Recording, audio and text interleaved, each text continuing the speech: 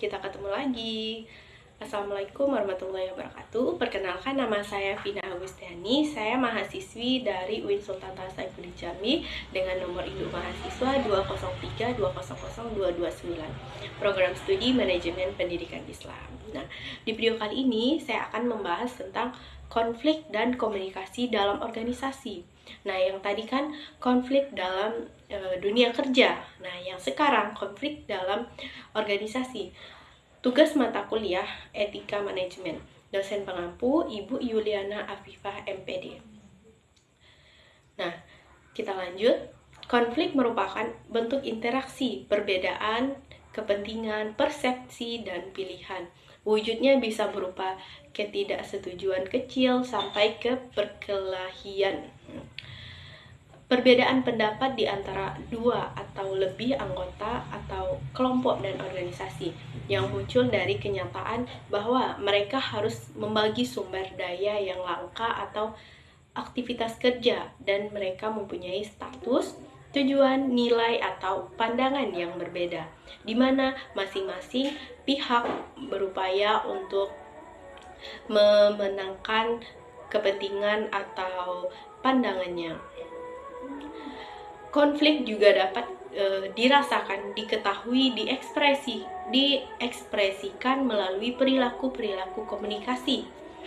Nah, konflik senantiasa berpusat pada beberapa sebab utama. Yang pertama, tujuan yang ingin dicapai, alokasi yang sumber-sumber yang dibagikan, keputusan yang diambil, maupun perilaku setiap pihak yang terlibat interaksi yang disebut komunikasi antara individu yang satu dengan yang lainnya.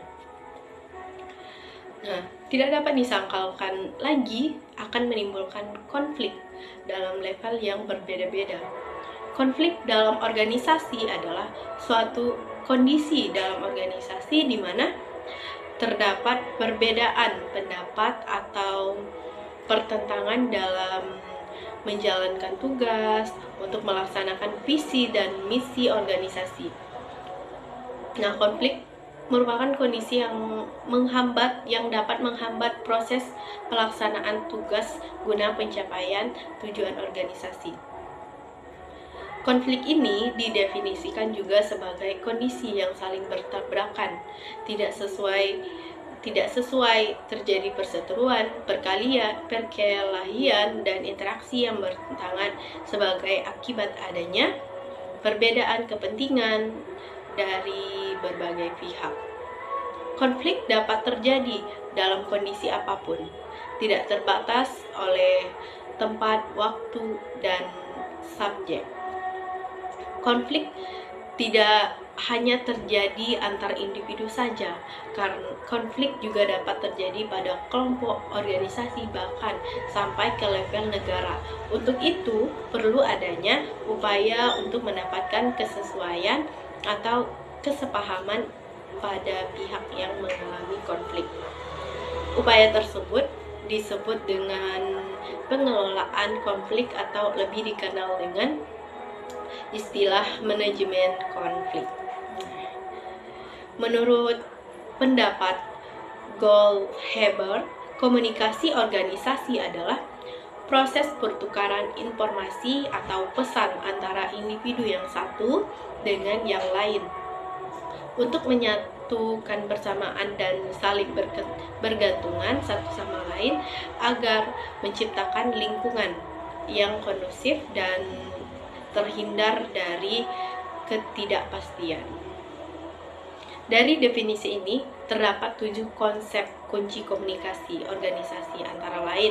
Yang pertama, proses komunikasi organisasi dalam suatu sistem terbuka yang dinamis, yang membangun dan saling membutuhkan. Nah, setiap anggota dengan adanya mutualisimbiosis karena itu adanya saling tukar informasi yang bertujuan agar tetap berproses setiap harinya. Yang kedua, pesan adalah informasi yang disampaikan dengan kata yang bermakna, baik itu pesan verbal dan non-verbal. yang berkaitan dengan suatu objek yang disampaikan. Sehingga adanya interaksi, apabila adanya interaksi akan menghasilkan feedback. Feedback itu putar balik. Yang baik inilah yang dimaksudnya pesan yang tersampaikan dengan hasil yang sesuai dengan tujuan yang sama. Yang ketiga yaitu jaringan organisasi terdiri dari satu seri orang yang tiap-tiapnya menduduki posisi atau peranan tertentu di dalam organisasi. Ciptaan dan pertukaran pesan dari orang-orang ini sesamanya terjadi melewati suatu set jalan kecil yang dinamakan jaringan komunikasi. Suatu jaringan komunikasi ini mungkin mencakup hanya dua orang, beberapa orang, atau bahkan seluruh organisasi. Hakikat dan luas jaringan ini dipengaruhi banyak faktor, antara lain hubungan peranan, arah dan arus pesan, hakikat seri dan arus pesan, dan isi dari pesan. Yang terakhir, ketergantungan.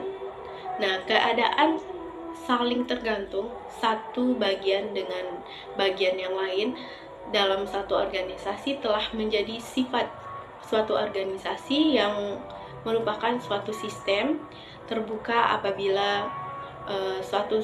Apabila suatu organisasi terjadi masalah, maka ini akan berpengaruh kepada sistem organisasi lainnya.